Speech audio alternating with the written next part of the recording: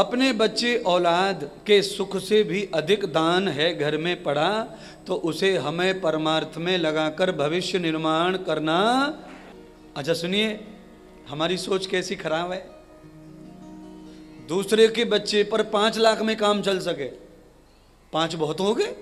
5 लाख में तो आदमी कुछ भी कर सकता है, 5 लाख में तो ये कर सकता है, 5 लाख में तो वहां से वहां पहुंच गया। 5, अब वो तो 5 में सब कुछ कर ले, और तेरे बेटे पर और तुझ पे तो 75 लाख हैं, तू तो तब भी तृप्त नहीं हो रहा है? भाई तेरा भी तो बेटा एक ही है, पर तेरे बेटे के पास में तो आज भी 4 करोड़ रुपए, 5 करोड़ रुपए, 10 करोड़ है, पर उसके लिए कम कैसे पड़ रही है? तुमसे ज्ञान लेने जाओ तो तुम दूसरे को कहते हो 2 लाख में व्यापार हो सकता है, बिजनेस हो सकता है, सब हो सकता है, और तुम्हारा 5 में भी ना हो रहा, 6 में भी ना हो रहा, 10 में भी ना हो रहा है।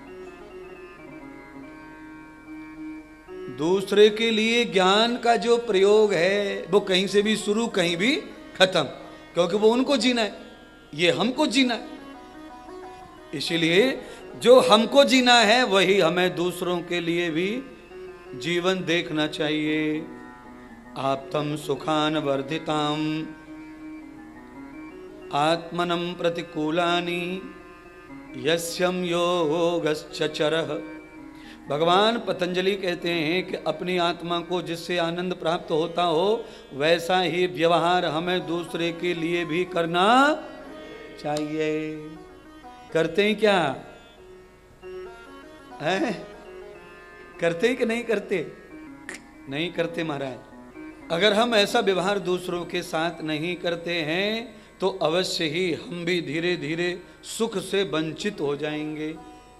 आत्मनः प्रतिकूलानि, आत्मा के अनुकूल ही कर्म व्यवहार हमें दूसरों के साथ करना है। दूसरों के साथ वही करो। हमारे पास में अगर कुछ पैसा रखा है और किसी अपने आदमी को, परिचित आदमी को आवश्यकता पड़े, उसका विकास होता हो, तो एक शब्द में दे दो, चाहे वो वापस दे या, ये मेरी निजी थ्योरी है इसीलिए मैंने कहा मैं आपकी कैटेगरी में बैठूंगा नहीं। किसी का विकास होता हो तो आप अपनी संपत्ति दीजिए, वापिस आए ना आए, पर आपका ऑडिट में लिख गया, भगवान के यहाँ लिख गया, ये 50 वर्ष तो आप जी रहे हैं, तब तक वो नहीं लौटेगा, इतना मान लो। पर मन में खेद मत करो कि उसने मार लिया, खा गया, मार लिया, खा गया। अरे कोई खा गया या मार लिया, कुछ भी कर लेने दो, कुछ भी कर लेने दो, पर वो कहीं जाने वाला नहीं है।